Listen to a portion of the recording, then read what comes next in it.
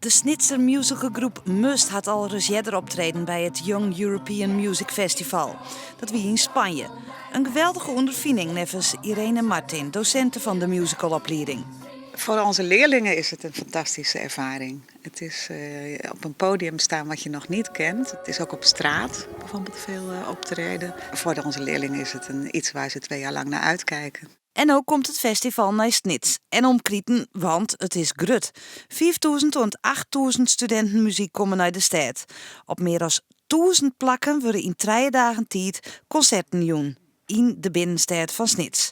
Een mega-organisatie. Lieuwentoren had er wel even zo'n nijtocht dus. Toen ze Culturele Haarset de nominatie won, toen waren hier een paar mensen in huis die zeiden van, nou zou dat net geweldig was om dat festival hier naar Snits te helpen. En toen heb ik wel even nijtocht. Ik dacht van, nou dat is een gigantische klus om dat te doen. Aan de andere kant denk ik van, ja dit is gewoon de kans om het een keer in Snits of hier in Friesland te krijgen. En voor datzelfde KH 2018 is het ik een opstekker. Past precies in haar profiel. Internationaal, cultureel en jong.